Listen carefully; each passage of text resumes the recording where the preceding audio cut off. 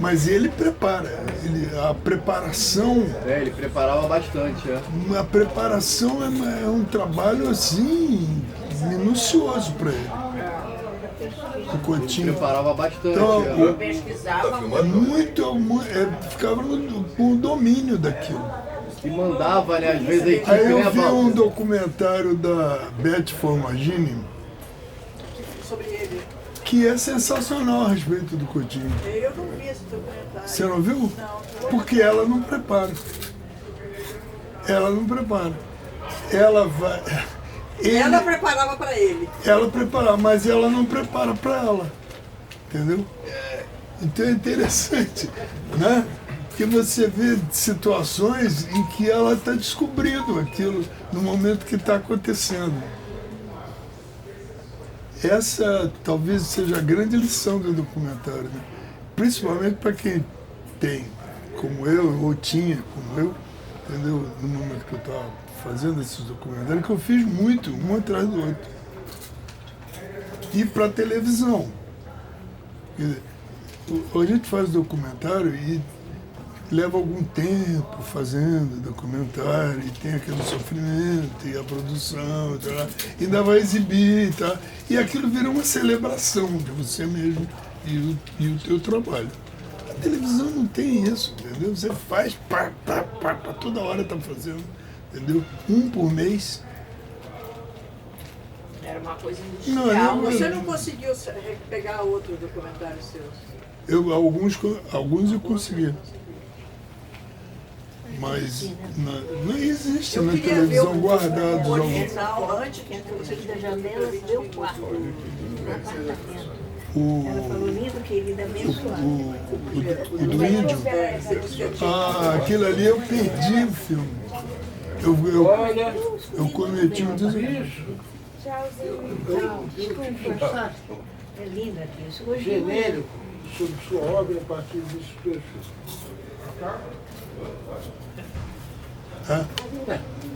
Eu acho que você vai entender. Então me conta depois. Eu vou contar para todo mundo. Então conta, não faço o menor. Você acha?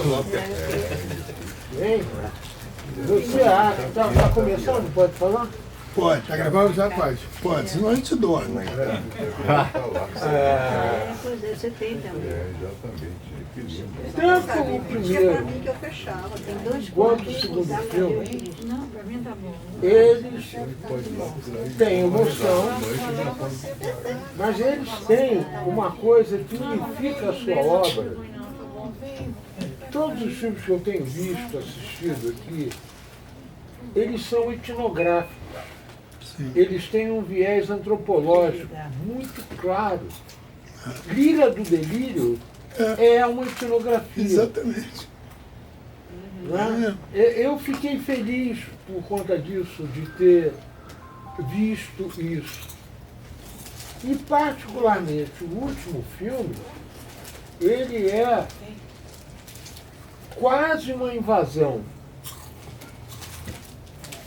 Porém, ele é uma invasão o outro, entendeu? O mundo do outro. O mundo do outro. Ele fala isso. Ele entra em intimidades, né? Hein? Entra em intimidades. É entrar em intimidade. Mas é uma invasão. Sim. Perfeito? Ele é uma invasão, como um intelectual de ciências sociais virtualmente faz a invasão. Tem um grande debate na Associação Antropológica Americana dos americanos que vieram aqui, brigaram, filmaram, mataram uma tribo inteira, porque trouxeram um vírus. Um vírus. E a tribo foi embora inteira. Que ano isso? Isso está num filme feito pelo Mas Padilha. isso já tinha acontecido, o vírus já tinha vindo com português, com tudo isso. Eles Sim. trouxeram tudo quanto é doença pra cá. Não, com certeza, mas eu estou te falando, isso é uma coisa recente, Desde o início, né? filmada. O Padilha fez um filme sobre essa guerra entre esses dois antropólogos, entre um que sobreviveu e o outro, e o que escreveu. Então, tanto um quanto o outro, isso que é a coisa mais terrível, é que não mudou niente. O que você falou anteriormente, a banalização do olhar, a paisagem, quer dizer, a paisagem ali. E eu tenho notado que muitos sem teto têm como amigos cães. Cães. Pô, é incrível essa fidelidade. Como é que o cão fica guardando, dando sossego para ele dormir. Fica do lado, assim, dormindo do lado dele. Vai tocar nele. Ele avança você. E eu estava contando lá para Maria Lúcia uma coisa que eu vi na campanha do Boulos, que ele foi entrevistar uma moça de rua e ele perguntou: o que a senhora quer? A senhora quer um lugar? Ela fala assim: eu só quero um mods. Só um mods. Eu não queria mais nada, eu não queria uma casa, não queria nada, eu queria um mods. Então, os filmes também têm esse viés político. Muito claro. É isso. Pessoas que não têm Walter, direito a nada. tem uma curiosidade do Globo Repórter, que era o seguinte. Em primeiro lugar, né, que eu fiquei um pouco perdido onde está a tribo Canela. Que estado era aquele? Onde era? No Maranhão. Oi? No Maranhão. No Maranhão. E aí, a gente está falando aqui do Coutinho, né? Teve uma pré-pesquisa, tinha um interlocutor. Quantos eram na equipe? Que era a época da película também, né? Quantos vocês eram assim, Walter? Como é que funcionava esse sistema de produção, mais ou menos? Não sei se você lembra, assim. Você tem que fazer um por mês. Tinha alguém pesquisando antes, produzindo. E o número de equipe? Não, eu tinha um mês para fazer, sendo que nesse mês tinha pesquisa. A parte da pesquisa era feita por mim mesmo, entendeu? Parte por pessoas Você que... ia, se instalava sozinho ou com um assistente, um produtor? Não, você em tese, eu vou para os Índios Canela. Evidente que eu não vou sozinho, eu vou... Claro, não. Em primeiro lugar, vou procurar um antropólogo, uma pessoa que tenha convivido com ele e conversar com esse cara, entendeu? Porque eu não vou formular um ponto de vista. Eu sou muito contrário a isso, entendeu? Eu não, se for isso, eu vou fazer um filme de ficção. Eu estou perguntando mais entendeu? em termos de produção. Eu sei, o seu olhar, eu estou perguntando mais assim, esse esquema de estrutura. Você tem a si mesmo, como pesquisador, e você tem também o centro de documentação da televisão, que você pode se valer de alguma coisa dali, entendeu? O material que eles têm, afinidade com aquele tema que você vai fazer, entendeu? Ou alguma pessoa, entendeu, que tenha convivido ali, que possa conversar contigo, entendeu? E você estabelece uma pauta. Essa pauta, você volta a conversar numa reunião de pauta, entendeu? Para ouvir os outros a respeito daquilo que você escolheu como pauta, entendeu? A partir daí, o filme é você. É você correndo atrás do filme. Você tem uma semana, no caso do filme dos Índios Canela, o que aconteceu foi o seguinte: eu tinha tido uma experiência na televisão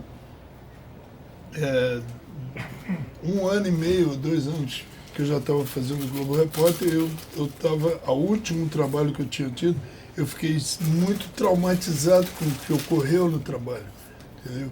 Eu fazia um filme sobre o Éder Joffre e a reconquista do título dele. Tinha acabado de acontecer. E me deram esse tema. E a coisa fascinante do filme de boxe que a gente vê, entendeu? A gente tem imagens, ângulos do cinema de filme de boxe. Então eu fiquei com aquela fantasia na minha cabeça. Eu fui para São Paulo para fazer isso e procurei as pessoas ligadas ao mundo do boxe, entendeu? E descobri um cenário absolutamente louco, né? Porque é tudo mambembe, né? Não tem nada daquele... Não tem punhos de campeão, nem marcado pela sarjeta. Não tem isso, entendeu? Tem um lixo total, entendeu? Pessoas muito fodidas. E eu iria filmar isso. Fiquei fazendo uma pesquisa assim de uns 5, 6 dias, uma semana lá em São Paulo. Eu voltei para para juntar a equipe e a gente ir embora, entendeu? Ou eles foram, nem voltei. Eles foram direto para lá, falaram assim, vamos começar. Eles foram e a gente foi fazer o filme. E a primeira coisa que eu fiz foi que eu conheci um cara que tinha, um pugilista, que tinha trabalhado muito tempo em programa de televisão, sendo socado. Ele é o cara que apanhava, entendeu? E ele estava louco. Então eu filmei ele numa ladeira assim, eu fiquei aqui do lado de cá, numa ladeira assim, comecei o filme assim, entendeu? Só uns gritos assim. De repente vai aparecendo uma pessoa aqui assim, começa o filme assim. Ele vem socando o ar. Em São Paulo? Assim, totalmente doido. Em São cara, Paulo, isso. Esse cara era o grande astro do TV Rio Ring. Esse maluco. Programa de televisão, chamado TV Rio Ring, sobre luta. Era um programa que existia. TV Rio. Ring? Era de lutadores. TV Ring, tá? Eu acho que Ring, o círculo onde as pessoas lutam. Então, quadrilátero. Então, só que o cara que produziu o TV Rio Ring era um cara que era produtor, tinha sido produtor do TV Rio Ring e agora era um executivo da Globo. Eu não liguei uma coisa com outra, entendeu? Simplesmente eu vi aquele cara que veio do TV Rio Ring, agora era um maluco, entendeu? Tava ali, entendeu? Brigando com o vento e filmei a história dele. Ele contou depois isso. Bem, na hora que isso foi editado, que você terminava de editar o programa na Moviola, na mesa de edição, depois isso era passado para tape. Então, o conhecimento final, vamos dizer assim, a mixagem do filme, entendeu? Já era na hora de gravar pro tape. E na hora que eu estava gravando, dei partida para gravar, houve uma interrupção. Veio uma ordem que esse filme não vai pro ar. Falei, como não vai pro ar? Não, porque você tem os irmãos Pacote, que era o Renato Pacote, o Edivaldo Pacote, eram dois executivos da Globo, que eram os produtores do TV Rio Ring, estão sendo acusados nesse programa. Esse programa não pode ir pro ar. Nem o Armando Nogueira estava no Rio, naquele momento, nem o Paulo Júnior interferiu, entendeu? Então eu fiquei, de repente, à mercê daquele impedimento. Eu achei aquilo ali uma afronta, porque foi feito na hora. Eles podiam ter dito antes. Certamente eles já estavam tendo notícia do que está sendo montado ali. Me deixaram ir até a hora da gravação para vir impedir isso aí. Bem, eu saí dali, puto da vida. Não, cara, eu vou contar o resto da história. É um melodrama da Universal Pictures. Só para você ver, daqueles bem... Eu estou um dia montando um filme, logo em seguida me deram um programa para fazer. E aí eu estou montando, fiz o tal programa, entendeu? Uma coisa sobre a união do Estado da Guanabara, a anexação do Estado da Guanabara para o Estado do Rio, né? A fusão, chamava Nova Fusão. Então, eu estou ali montando esse documentário que eu fiquei puto de ter feito, entendeu? E aí mostrei que estava puto mesmo, entendeu? Me deram me deram uma pauta, assim, me dá, vocês pesquisaram isso? Então me dá essa pesquisa. Eu não vou pesquisar porra nenhuma. Vocês me passem a pesquisa. Então a pesquisa era muito baseada no Wellington Moreira Franco. Eu fui para casa do Wellington Moreira Franco, pedi para botar a câmera aqui e fala o Wellington Moreira Franco. Deixei o Wellington Moreira Franco falando quase que o filme todo. Entendeu? Estou lá editando então uns offs que eu ia botar no filme. Quando eu vejo na pista de ruídos, quando você faz aqueles, entendeu? Porque você passa o som aqui, passa a imagem lá. Então, aqui você faz emendas, né? A pista de ruídos era o filme do boxe. Estava aqui. Ah, não. De vez em quando eu vi, eu falei assim, cara, O silêncio, olhei assim, era o silêncio. o silêncio era o filme de boxe, em pedaços. Tinha cortado. Ah, cara. Quando eu vi aquilo, eu deixei o Wellington Moreira Franco inteiro. Tinha o quê? 15 minutos de Wellington Moreira Franco, vai, 15 minutos inteiro. Não vou montar porra nenhuma. Larguei pra lá, entendeu? E eles botaram no ar. Botaram no ar. Ficaram meio surpresos, porque eu nunca tinha feito daquilo, né? Ficaram meio surpresos. Vieram me indagar e falaram assim, e olha, vai ser pior, porque eu não vou ficar aqui para vocês saírem cortando em nome de uma obediência que vocês tenham com algum chefe de vocês. O que eu tenho a ver com isso? Então, ou vocês entram em acordo no momento que a gente está fazendo e não criem esse tipo de vexame de você, na hora que você vai colocar, né, na edição final, vocês interferirem assim de uma maneira brutal, entendeu? Manda um cara, um capataz qualquer, interromper a gravação. Foi assim que ocorreu. Aí, houve aquele...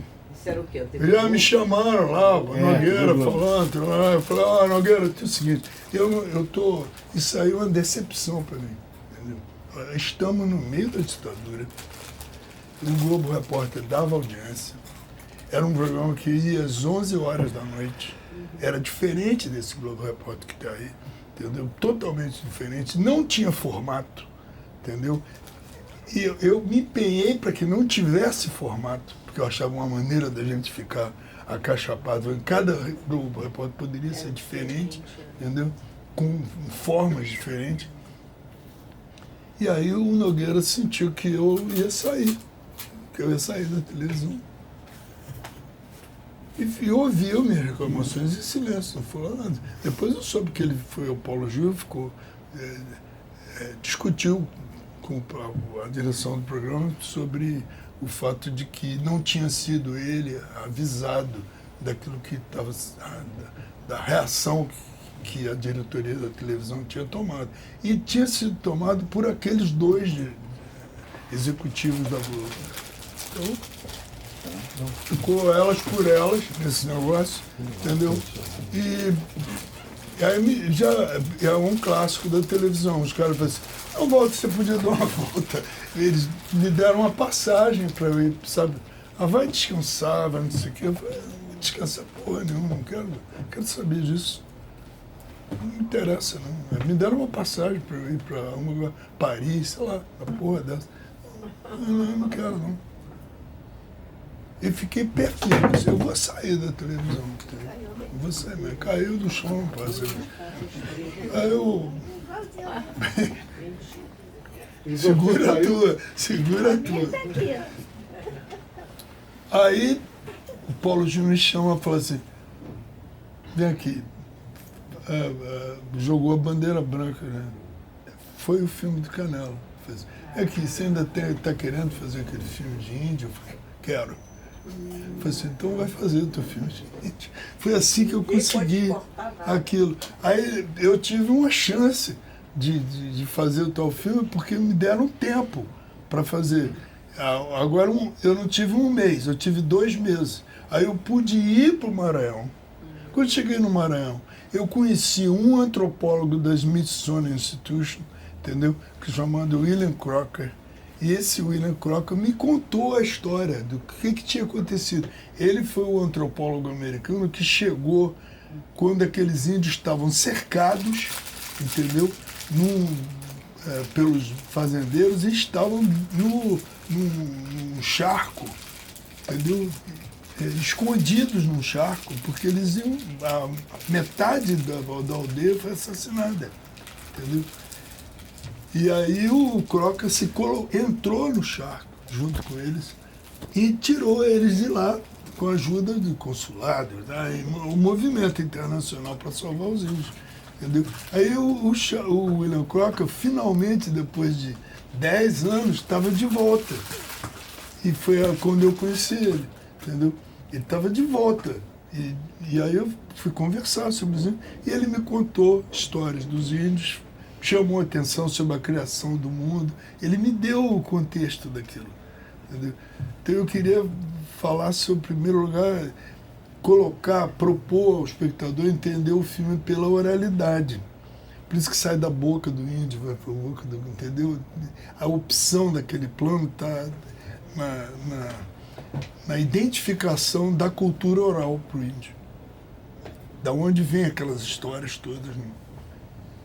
Foi lindo o plano, realmente. Já o filme pro Channel 4 foi uma... Como é que ele surge para você? Alguém... Não, existia uma série chamada One Family. Então eles queriam fizeram em vários lugares do mundo. Entendeu? A série brasileira, o episódio brasileiro, eles me convidaram a fazer. Mas foi por causa do Globo Repórter, suspeito, ou não, nada a ver? Não sei, pode ter sido, não sei. Pode ser. Pode ter sido. Me chamaram por causa do Globo Repórter, pode ser. Mas, quer dizer, eles teriam que ter visto o Globo Repórter, porque o Globo Repórter não passava lá. Né? Lá na Inglaterra. Mas eles podem ter visto aqui, não sei. Mas, afinal, eles me convidaram para fazer o filme e me disseram para eu escolher o que eu queria falar sobre essa família. Entendeu? Sobre qualquer família? Qualquer família. Uma família no terceiro mundo. Tá entendeu? Bom. Não falaram que tinha que ser na rua, me deixaram totalmente livre. Nem que Aí eu era falei, de não, eu rua. quero fazer um filme sobre uma família jogada fora. Jogada na rua. Aí eles toparam. Eu estava fazendo o filme. Agora, aí tinha uma coisa que era o seguinte, ir à rua para fazer um filme como aquele, eu tinha, durante uns 3 ou 4 anos, vivido a experiência de estar fazendo todo mês um filme. Entendeu? Ir até a rua com um conceito a respeito daquilo é uma coisa. Outra coisa é você ir e correr o risco de não encontrar nada. Entendeu? Mas com o olhar aberto, entendeu? Para encontrar alguma coisa. Então, e isso eu já tinha vivido isso, até fazendo a Lira do Delírio, na verdade é isso. Não é um improviso, é uma descoberta, sabe, que te deixa mesmo, às vezes meio tonto, porque você está descobrindo, você está arriscando. Eu tinha vivido isso na Lira do Delírio, que não é uma coisa que eu descobri fazendo o filme, que eu me exercitei antes fazendo Globo Repórter. Eu fui fazer a Lira do Delírio como consequência daquilo, entendeu? Depois de estar vivendo quantos anos... Globo Repórter você lembra? Quantos você chegou a fazer? Quantos Globo Repórter? Fiz uns 80 e tantos. Nossa! Em quantos anos? Ficou Por causa do tempo. ficou Desde que começou o Globo Repórter, eu entrei no Globo Repórter em 92. 93? 92. Dois. Você é o Eu maior fiz o documentarista brasileiro, a gente não primeiro sabia. programa eu fiz. Hein? Você é o maior documentarista brasileiro, a gente não sabia. Não, eu não sou o maior documentarista brasileiro. 80? Eu me descobri um documentarista, entendeu? Porque tem gente que vocacionalmente, entendeu? Ele se vê fazendo, ele, por exemplo, entendeu? Estuda para isso. Entendeu? Outra coisa é você se atirar nisso sem saber como. E às vezes você se trai idealizando o plano que você quer botar no filme, que o cinema vem e te disturba. Entendeu? Você entende? Você quer Você fazer a enfeita o mentira. filme sem saber que está enfeitando. Você ir se despojando para chegar na linguagem é uma experiência muito rica dentro de você, entendeu? Isso quando você está falando, quando vai à ficção. Quer dizer, Porque naturalmente, Marcos, eu penso muito. Eu fui um cara educado no cinema, entendeu? Eu sou muito atento a isso no cinema. Não só no cinema. Isso vai me levar às artes plásticas, entendeu? Então, eu sou muito atento ao senso de composição da luz. Eu sou muito atento a isso. Então, você fazendo um documentário, você vai se trair, entendeu? Você vai se trair, porque você está atento agora ao real, e não aquilo que você aspira, entendeu? Não, é aquilo que você respira, não é a tua aspiração de arte, entendeu? É a tua respiração junto com os outros, entendeu? Isso é um exercício de generosidade, de você se sentir parte do todo, entendeu? Eu não sei se isso é claro. Mas essa quantidade enorme de filmes que você fez documentário, você não se sentiu muita merda também. Você não sentiu em algum momento que estava fazendo tipo padaria que nem a gente faz hoje? Ou você sempre tentava uma coisa autoral, arriscava alguma coisa? Não, você... eu vejo essa questão autoral de uma maneira muito própria, entendeu? Eu acho que, de alguma forma, tudo é autoral. Tudo é autoral. Tudo é autoral. Agora, uma coisa é você ter uma visão pré-determinada de como você vê um fenômeno e você então cumpre o itinerário de relatar aquele fenômeno tal como você acredita que vê, entendeu? Ou você descobre o fenômeno, entendeu? Você arrisca não saber. Ou você estava sempre se arriscando? Ou de vez O tempo inteiro. Foi isso que a lição do Globo Repórter, para mim, foi essa.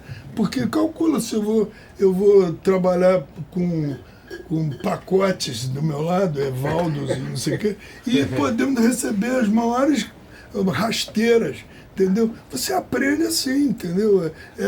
Esse é o preço que você paga, entendeu? Você vende uma adoração cineclubística do cinema, entendeu? Uma coisa idealizada e de repente encara um cara desses, entendeu?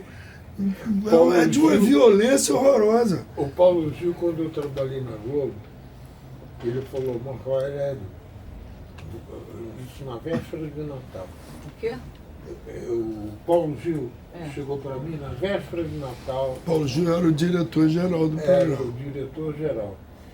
E eu já tinha feito com ele uns 3 programas, ajudado a fazer, né? Com o Coutinho e tal, aquele documentário do Pelé, do Glauber.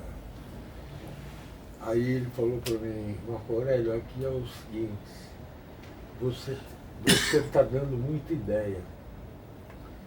O negócio aqui é você dar uma por ano e ficar em sepulcro durante o resto do ano. Você tem direito a ter uma ideia por ano. De alguma forma é verdade isso. Mas o Paulo Gil aspirava o poder na TV Globo, entendeu? A minha diferença, e a do Coutinho também, tem que se dizer isso, não era aspirar o poder da TV Globo. Eu caguei, andei para o poder da TV Globo, entendeu? Devia ter pensado nisso, entendeu? Estaria muito melhor de vida, né? Entendeu? Mas não me interessava. Como ele também, o Coutinho também. Vocês tinham liberdade de dar, como é que se diz, a versão final ou eles é que davam do filme? Não, você dava tudo tão em cima da hora que tinha que ser. Não dava nem tempo deles, né? Tinha que ser a nossa. Senão eu virava um caso ali, entendeu? Como aconteceu esse negócio com eu fiquei pensando nisso, Walter, que o Eunice falou. Tem a narração do Sérgio Chapelain, né? Tem. Isso, quem fazia isso? O texto era seu? O texto, Não, tinha um colaborador junto. Colaborador da... Lá contigo na Não, filmagem. tinha um colaborador. Não na filmagem, não. Não tinha um Não. redator. Essa pessoa é através desse texto que acompanhava a coisa, esse texto é que ia para censura. É aquele menino lá Você de está São entendendo Paulo? por que eu não usava o texto? Porque o texto é o que ia para a censura, o filme não. O filme não ia para a censura. Isso eu estou falando no meio da ditadura. Você tem um produto que parte dele vai para a censura, a outra não. Então, para mim, era vantajoso não ir fazer o texto. Entendeu? Nem me incomodava com isso. Claro, o problema deles. É, o problema deles. Eles não tinham, entendeu, o juízo antecipado do que o filme seria. O texto ia. Mas é um texto, vamos dizer assim, quase que para acertar pontos narrativos. Como é que era o nome do menino? Tinha um lá de Petrópolis. E a Globo era parceira também, né? É, De quê? tá, Da total. ditadura. Pô, total. Sempre foi. Fingia que não era. Não, tinha o Amaral Tinha Neto, essa- o repórter, Sim. convivia com o Globo Repórter. Não, Ah, já não. Já não era. Não, já não existia. E essa divisão do Globo Repórter, era só você? Era você, o Coutinho, mais Não, alguém? era uma coisa autônoma. A gente trabalhava dentro de um escritório, tá, dentro do. Mas era uma galera ao mesmo tempo fazendo vários ao mesmo tempo. Vários diretores, cada um fazendo o seu. Uns 4 caras simultaneamente fazendo. E tinha também um grupo lá na televisão Globo de São Paulo. E aqui no Rio era quem? Era você? Eu, depois, uns 3 anos depois que eu entrei, é que veio o Coutinho. Coutinho não entrou imediatamente. Eu, Luiz Lobo, próprio Paulo Gil, fez alguns. Tinha um cara chamado Jotair Assad, que fazia também. Jotair fazia. Fazia coisas assim, em cima de texto. E quem fazia fora do texto era eu. Então, uma coisa, se eu fizesse o texto, eu acabava me condenando a ficar na Globo. É. E meu objetivo era viajar, entendeu? Eu queria a viagem, entendeu?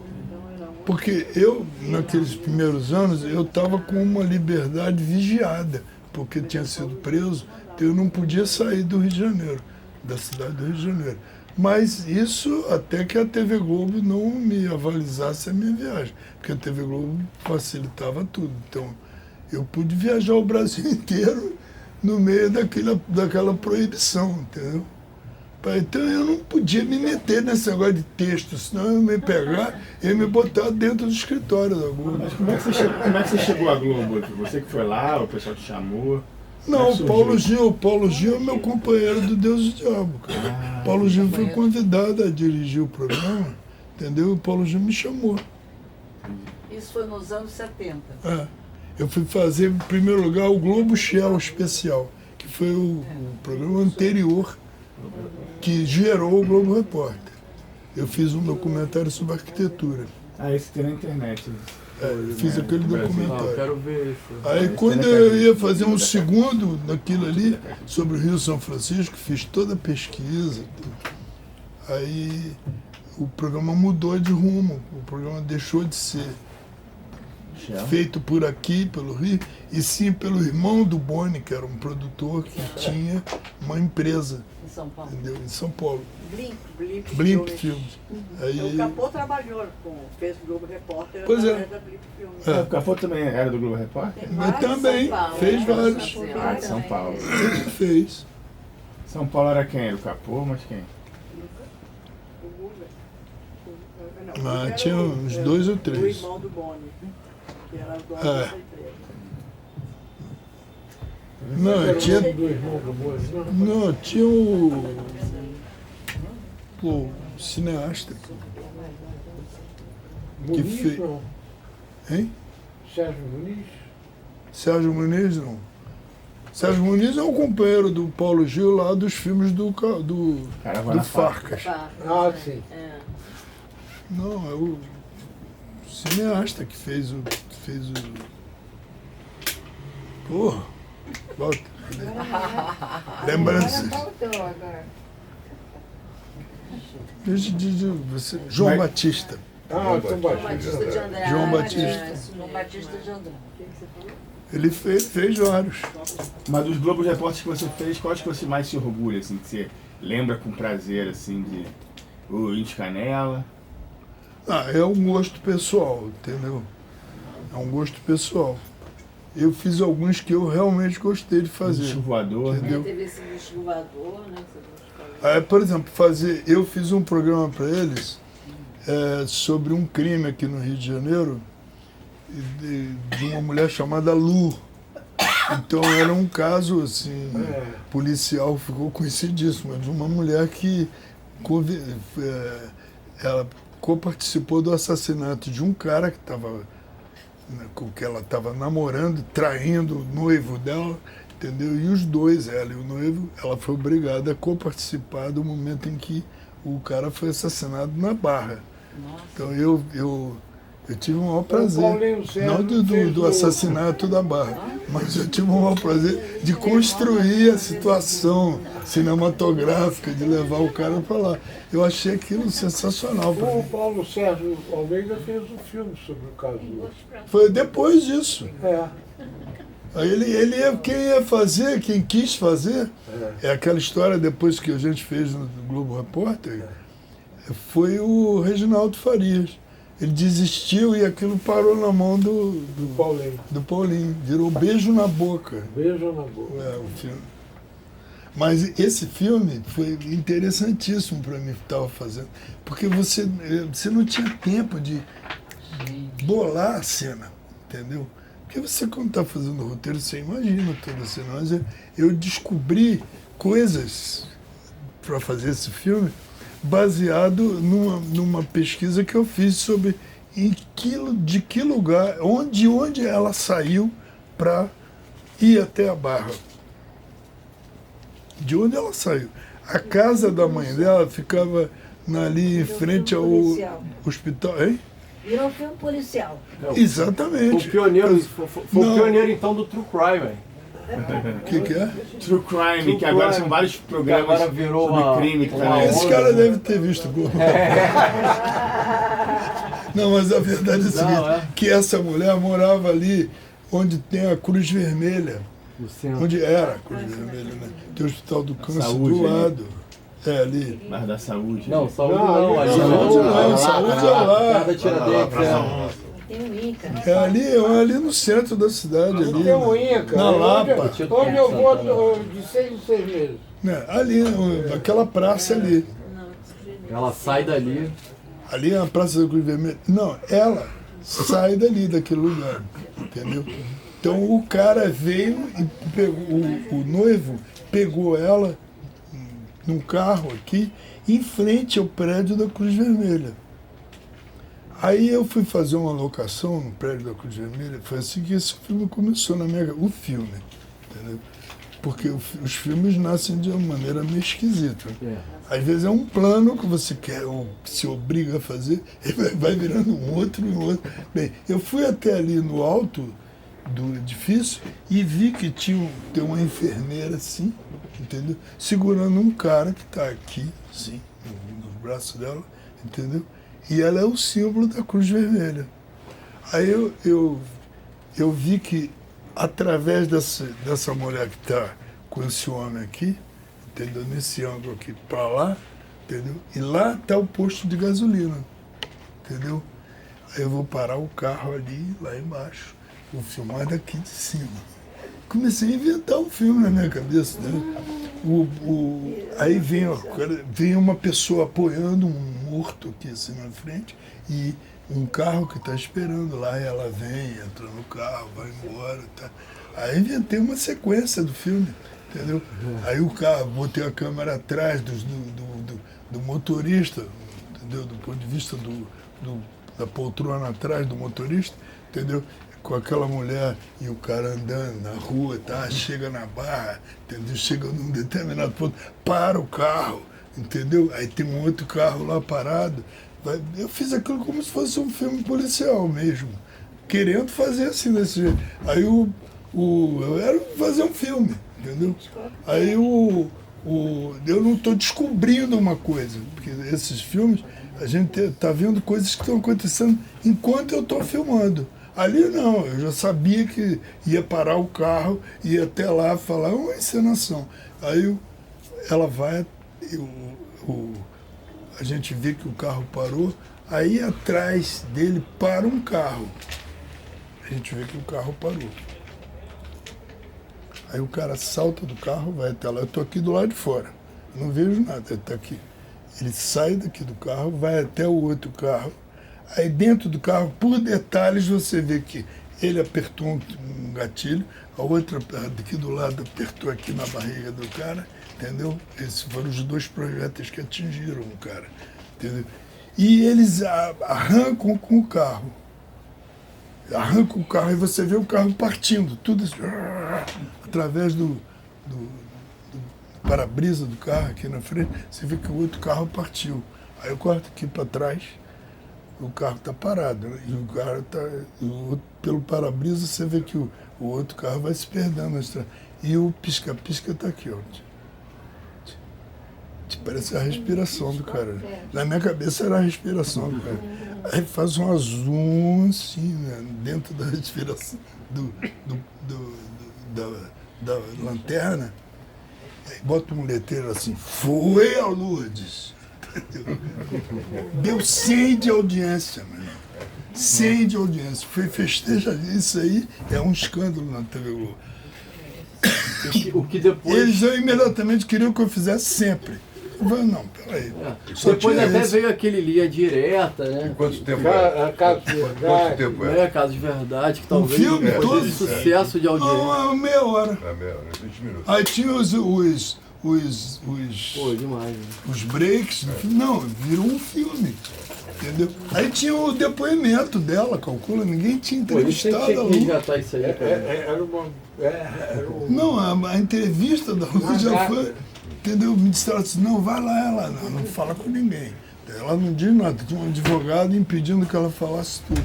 Eu fiz uma entrevista com ela, mas só falei sobre filmes que ela tinha visto, entendeu? Qual a roupa que ela gosta de usar, entendeu? Só Detalhe pessoal. coisas assim. Aí ela contou assim, contou coisas assim infantis, entendeu? Ela adorava fulana no cinema, que ela não sei o que. Pequeno Príncipe, que ela gostava. E ela com aquele bocão, ela era uma mulher assim, com uma boca, entendeu? Carnuda. Você via aquela bocona se falando e fazia um zoom na boca daquela mulher assassina. Entendeu? E ela falando de Disneylândia, que ela foi, que não sei o que. Só besteira. Entendeu? Mas o espectador queria tudo isso, né? Claro. E eles acharam, eles vieram depois e falaram assim, Walter, agora você vai fazer filmes assim. Eu falei, não vou fazer filmes assim, coisa nenhuma. Entendeu? Mas foi esse aí, porque essa história é uma história louca. Né, de uma mulher que enfeitiçou o outro, ou o cara fez a cabeça dela, entendeu? E praticou um crime e agora está se fazendo de inocente, jogando tudo para cima dela, entendeu? Mas ela vai fazer outro, ficar fazendo isso? Não quero fazer. Cada filme é cada filme. Aí calcula, vai me confinar, tudo que eu não queria era fazer formato de Globo Repórter, o cara quer que eu invente um formato? Não quero, entendeu? Aí eu me mandaram fazer outra coisa, eu fui fazer. Eu propus fazer, já que estava numa boa hora de propor isso, porque o programa tinha dado 100 de audiência, virou um escândalo, entendeu? Os caras todos vêm te cumprimentar. Aí eu propus fazer um sobre disco voador, porque eu queria há tempos fazer uma coisa sobre disco voador. Toda vez que eu falava, você tá maluco, você andou vendo alguns? Não, eu queria fazer uma coisa sobre disco voador. Aí eu fui fazer me deram essa liberdade. Eu fui fazer e de novo o programa deu uma super audiência. Aí pediram para fazer um segundo, eu só peguei o material que eu já tinha daquele primeiro filme e editei, sabe? porque eu tinha filmado tantas histórias sobre o disco voador que dava para fazer 2 programas. Aí eu fiz o segundo programa, de novo, aquela coisa. Aí eu falei assim, não vamos fazer mais nada. De disco voador, daqui a pouco eu vou virar um pai de santo. Mas o Casa Mas foi uma Fratelli, aventura o Globo Repórter na minha vida. Entendeu? Eu estou só grifando isso aqui porque foi uma aventura para mim. Uma aventura assim de descoberta de mim mesmo naquilo e do uso do cinema que eu fazia, entendeu? Porque a minha visão do cinema é uma visão toda idealizada do cinema, entendeu? Os teus filmes, eu me lembrei. Você vê pelos meus filmes. Né? Eu me lembrei aqui agora da saída do trem dos irmãos Lumière. De quê? A saída Sim. dos trens. Sim, da chegada. A saída da fábrica, por exemplo. Ah, sim. Que é o primeiro, só me Sim. engano. Ah. E que é, para mim, sensacional, aquela câmera parada e aquelas mulheres saindo. O cinema perdeu isso, quer dizer, o cinema perdeu esse plano, né? Coisa que está aqui, por exemplo. Não, a possibilidade é o seguinte, o cara vai filmar a chegada do trem. E se o trem tivesse descarregado? Ele teria feito um flagrante absolutamente extraordinário de um trem descarrilhando, entendeu? Só que ele tinha se proposto a fazer a chegada de um trem na estação. Aí poderia ter acontecido um desastre ali. Ou alguém saindo da fábrica e ter um incêndio na fábrica. Né? O correr o risco é que eu acho que é a coisa interessante, que é isso que, de alguma maneira, o Globo Repórter, a oportunidade de fazer documentário para televisão naquele ritmo, não o Globo Repórter, mas naquele ritmo, um por mês, entendeu? Essa coisa, isso me dava uma oportunidade de eu descobrir o acaso, entendeu? Correr o risco de não trazer filme algum. Entendeu? E era película, ficar tão atento a todas as possibilidades de tudo. Entendeu? Isso que foi a escola. Entendeu? A sua equipe era a mesma equipe? A mesma equipe. Era mesmo? Fotógrafo, Era sempre produção. Às vezes mudava o fotógrafo. E o som também? Som direto? Tinha um cara de som, um cara de câmera. Quem era? Quem era? Um cara de som? Quem? Um técnico lá da televisão. Mas era sempre o mesmo? Sempre. Mas quem era essa pessoa? Já me lembro. Ele não lembra. E o fotógrafo? E os fotógrafos? O fotógrafo era o Edson. O Edson Santos. Tinha um outro cara chamado Mário Ferreira, que era um sujeito que eu chamei para trabalhar com o Dib, né? Porque ele era tão eficiente, esse cara. Chamei para ele, queria ter uma experiência no cinema, ele foi trabalhar com o Dib na Lira do Delírio. Mas eram esses dois, ou era o Edson, ou era o Mário. E esses como dois câmera. filmes que nós vimos hoje, eram a mesma equipe? Eu, o cara de som, o cara de coisa, um sujeito que era um factotum, Da entendeu? produção? Tudo, fazia tudo, entendeu? Da produção. E acabou. Esse cara que faz a luz, esse cara que faz a luz, que faz a câmera, também faz a luz, entendeu? O outro que faz o som também faz uma outra coisa. Eram 3 pessoas.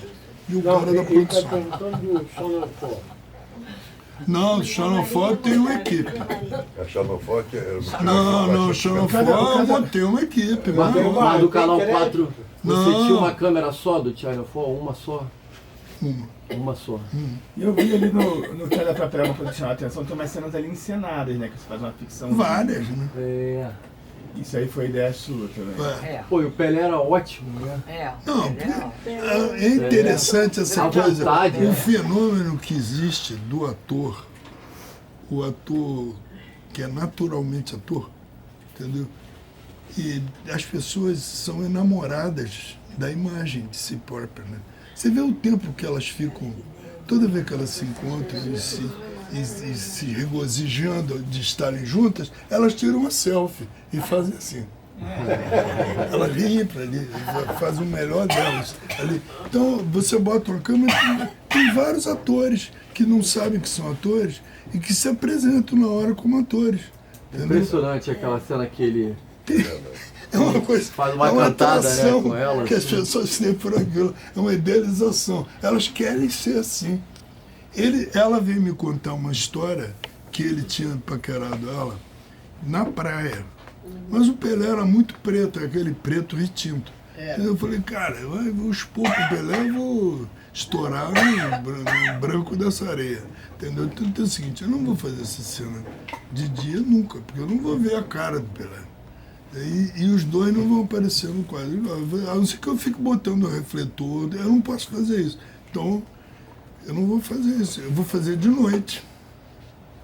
Aí, então tinha uma esquina ali que ficava no posto 6, que tinha uma loja de lustres. Entendeu? Ali perto do... parece uma coisa... como é o nome daquela rua que sobe para Ipanema? Não, e parece às vezes aquele... Francisco Sá, não é Francisco Sá? Não, Francisco Sá desce. De Ipanema para Copacabana. Tem uma outra que vai. Rainha Elizabeth. Ali na esquina de Rainha Elizabeth, entendeu? Com a Nossa Senhora de Copacabana, tinha essa loja de lustres. Pô, ficou demais. Falei, eu vou para a loja de lustre. A loja de lustre vai estar tudo aceso, eu vou filmar na hora dessa coisa. E aí filmei ela, entendeu? E o que tinha acontecido entre aquela moça e o Pelé, que os dois eram um casal, né? Eles tinham tido uma briga pouco antes, assim, uns minutos antes daquela cena.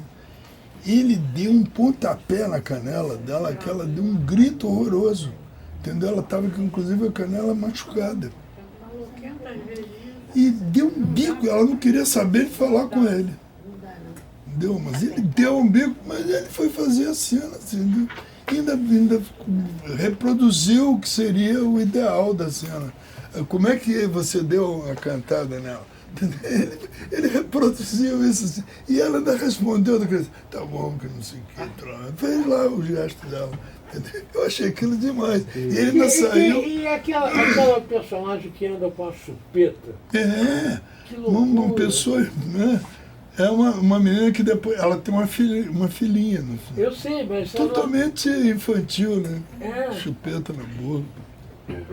E você entrou naquela... Acho sensacional ter entrado lá na Fundação... Leão 13. Leão 23, Leão 13? Leão 13. Foi um bom papo, Leão 13. Deve ter sido, né? Para ter sido essa homenagem. Que é aquele cara sensacional. Eu tenho aqui a minha... Como é que chama? A minha certidão de nascimento. Aí o cara botou solto. Solto, Botou, Não, mas ela se dá conta de que o nome dela não está na coisa. E ela fala, por que solto? Ele inventou aquilo, ele é mentiroso, cara. Ele inventou uma coisa que eu não sei por que ele botou, que tinha esse nome. Parabéns, senhor diretor. Obrigado. E as favelas ainda não tinha favela, né, lá no Vidigal. Quando eles estavam há 50 anos atrás, tinha menos, né? Claro que tinha. Tinha, mas era menos ocupada, né? Nada, era aquilo ali. Porque eles estavam na rua e depois foram pra favela. Mas o Morro do Filho não é o Vidigal. Vidigal. É o Vidigal? Vidigal. Não era o Cantagalo, não? Não, Vidigal. Vidigal, Vou ter que sair. Boa noite. Estava no roteiro que você fez essa ideia de comprar a casa? Não. Isso aí eu propus durante o filme, eu falei com o produtor, vem aqui, eu deveria criar uma provocação, entendeu? Como é que eu vou provar que eles não se habituariam a viver de novo dentro de uma casa? Porque eles claramente eles rechaçam a ideia. Falei, então vamos fazer o seguinte, vamos dar uma casa para eles. Falei assim, nós não podemos fazer isso. Aí eu falei, mas só se vocês se responsabilizarem. Eu falei assim, a gente diz que fez uma vaquinha, então vamos fazer um... E isso é dito no filme. Para o pessoal do Channel 4 aceitar. Que a equipe é que fez aquilo, não foi uma promoção da produção, entendeu? Que estava corrompendo os entrevistados para uma situação. Não, eles não queriam ter essa prática. Por isso que, inclusive, a reconstrução da cena do assalto ao carro tinha que ter. Essa cena foi reconstruída. Porque não podia. Porque aquilo não é real, ele estava fazendo realmente no carro da produção. Né? Mas é que ele fazia isso habitualmente. Ele tirava e eu queria filmar isso. Agora, como eu vou fazer? Se eu fosse fazer isso, eu seria cúmplice, conivente, cúmplice do assalto naquele momento. Né? Então eu teria que justificar que aquilo é uma cena inventada, reconstruída. E os ingleses são muito rigorosos em relação a isso. Eles querem tudo muito claro. E ele não conseguiu se integrar ali. Tem uma hora que eles estão tocando com um grupo samba, né? Samba que é maravilhoso. Que eu acho que é do Zequete. Que tá falando sobre... Não, eles fazem um samba que eu não sei e fazem o Paralama do Sucesso, né? Sim. Eles refazem o Paralama, que provavelmente é a primeira Alagados, em versão samba, que depois a gente nunca mais viu, ninguém regravou. Daquela ficou maneira. Incrível, né? Mas ali era nos 90. Eu depois chamei o Caetano. Não, o Caetano, a música do Caetano é não, eu pedi o Caetano, eu não posso colocar nenhum instrumento aí, mas eu já vi você fazer a música do Leon, entendeu? Sem instrumento. Então aqui eu estou falando de gente, de corpo, de coisa. Então essa voz, isso tem que ser feito pela voz humana. Aí o Caetano topou fazer. Ele viu o filme uma vez. E depois é a mesma experiência que o Miles Davis teve lá fazendo o filme do Ascensor por Cada Falsa, que viu o filme uma vez e na segunda vez gravou a música. E tirou aquela foto genial com o Jean Moreau. Pô, que coisa linda aquele filme, né? Foi a segunda na mesma noite que ele viu, porque ele viajava, né? No dia seguinte ele viajaria de volta para os Estados Unidos. Aquele instrumental todo tinha o Caetano com a boca. Não. Eu me lembro que tinha uma moringa. Não, tinha moringa. Tinha um cara que acompanhava ele, que bateu, que fez um ritmo. Eu me lembro. Foi lá na Hobby Filmes. Caramba, é demais, né? Marília Zenda editou o filme, produziu? Editei e depois eu tive que viajar e fez umas... Quando ele viu o filme, quando as pessoas viram o filme pronto, que é o que eu tinha montado. Aí mexeram na sua montagem toda? Não, não era a montagem toda não. Havia uma interferência dos ingleses em relação ao final. Entendeu? Eu teria que mostrar o que aconteceu com eles. Eu disse apenas que eles perderam a casa. Entendeu? Eles sumiram. Então mostra que eles perderam. Agora eu vou ter que procurar aqueles caras, onde é que eles estão. Então eu resolvi mostrar o filme para eles. Ficou legal. Eles estão vendo aquilo. E você ainda entrevista eles. E eu estou entrevistando eles e aproveito para eles darem uma nota a respeito do filme. O que você achou do filme? É muito legal. E a mulher acaba falando a verdade, né? Ele interessante. Ele alugou, né? Interessante o filme. Ele fala, o Pelé fala interessante. É interessante. Muito bom. Mas a mulher revela o que aconteceu, né? Tem uma curiosidade sobre esse ator, porque eu montei um filme com ele quando ele tinha 6 anos. Caramba. É o Vampiro Pelé. de Neilândia, do Nelson Xavier. Eu lembro desse É o mesmo ator? O mesmo ator? O mesmo O mesmo ator. O mesmo garoto. O mesmo garoto. O Pelé. Pelé. Ah, então eu já sabia. Já era ator, já. Eu sabia tudo. Ele é natural, mas ela também. Ela não fez o filme da Disneylandia. Os outros também não fizeram. Aquele garoto fez. As pessoas são atores nesse mundo. Nós somos, de alguma forma, atores nesse Você mundo. apresentando o filme aí. Apresentando, assim, tudo. Fazendo Tá pose. Boa noite, mestre. Obrigado aí. Falou, mano. Sei lá, eu moro longe, aí tem que partir. Amanhã ou antes daí. Ali. Eu Sou adorei filho aquele último único. ator, aquele que tá no carro, né? Que é ótimo. Agora aqui tem praia, tem isso. Tem Aquele garoto calcula. Aquele assalto é um assalto. Não, ele explicou. Não, aquilo ali é o produtor do filme. Entendeu? Vou levar meu pão, que é Como é o nome do cara, pô? Ela também não lembra. Pois eu também estava querendo lembrar o nome dele. O produtor, diretor do filme Do livro do Raduan Nassar. do livro do Raduan Nassar, primeiro, Luiz Fernando Carvalho. não, o anterior. O anterior, Era um com casal. o casal É, transando o tempo inteiro. Ah, o Aloysio Abrantes. Aloysio, é o Aloysio, entendeu? O Aloysio passa ali na coisa. E eles estão conversando. Ali é uma conversa, entendeu? Com o vocabulário deles. Eu falei assim, ó, vocês dois estão aqui, de repente vem um otário vindo de lá pra cá. Vai, Aloysio, entendeu? Aí Aloysio de lá pra cá, vocês vão parto pra cima dele, entendeu? E assalta o cara. Vai sair, mestre. Isso aí, boa noite que eu tô aqui. Valeu, Vai nessa. Obrigado por ter vindo, mestre. Obrigado a você. Obrigado pela aula. Pô, maravilhoso. Volta. Você realmente. Alguém tem mais alguma pergunta, gente? Quer fazer alguma curiosidade? Só agradecer, mas não só tenho a agradecer. Parabéns, Maria. Não entendi. Calma aí, rapidinho. Deixa ele falar ali, fala. Quer saber, sabe por onde anda o Pelé ou alguém ali que aparece nesse filme?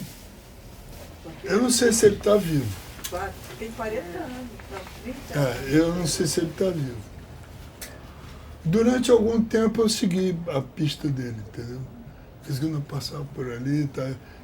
Ela, a menina que anda com chupeta na boca, que ficou mãe do outro garotinho, que ela aparece no filme, né? Ela estava viva, mas o Pelé, eu tenho a impressão que eu tive uma notícia de que ele ficou preso muito tempo. Não sei se ele saiu, foi incorporado por alguma coisa, por uma entidade dessas aí, hoje em dia virou soldado de alguma, entendeu? De algum grupo aí, não sei. Tem aquele filme da Ana Maria, que é ótimo, da Mangueira, que ela Mangueira em tinha Três feito. Tempos. Hein? Mangueira em Três Tempos. É, novo, Mangueira em assim. Três Tempos, que ela filma 20 anos depois. 20 anos depois, a As mesma crianças. turma, o menino que era o único, por um acaso, que batia melhor na lata, se torna o chefe de bateria da Mangueira. Que maravilha. Então ela acompanha a vida desses meninos. Aí tem a conversa, né? Quem morreu por causa do tráfico. Quem foi... Tem uma hora que o Pelé fala assim, tem um cara que ficou sem braço, outro ele acha graça. Mas o nome Pelé era o apelido dele mesmo ou você Não, criaram? isso aí, o filme, na minha cabeça, se chamaria o Pão Nosso. Porque era uma coisa de sobrevivência, né? Eu pensei nesse título. Aí os ingleses achavam engraçado que aquele garoto se chamasse Pelé. E Pelé é uma instituição mundial. Então, é uma ironia chamar uma casa para Pelé, que devia ter um palácio, né? Ele tem uma casa para ele. Foram eles que Escolheram isso. Mas o nome Pelé era verdadeiro mesmo, ele se chamava... Dele? Era o apelido dele. Não foi uma coisa que vocês... Não, eu não inventei nome de ninguém. Com o Nelson Xavier. Você deve ter essas imagens, né? Eu não tenho. Não. Não deve ter o filme. Deve ter o filme. Ele garotinho. Ele garotinho. Vamos pra Disneylândia, ganhou o prêmio lá em Cuba. Vamos pra Disneylândia, o nome do filme? Vamos Dá, pra eu Disneylândia. Eu acho que E a Cinelândia, eles chamavam a Cinelândia de Disneylândia. Vamos pra Disneylândia? Vamos pra Cinelândia? Tanto faz, por causa do Lândia, eles juntavam, incorporavam uma coisa. Naquela coisa de portal. Eles não foram mesmo para Disneyland, para Disneyland, eles ficaram na Cinelândia. Parece. Eu vou fumar um cigarro. Então é isso, gente. Valeu. Valeu.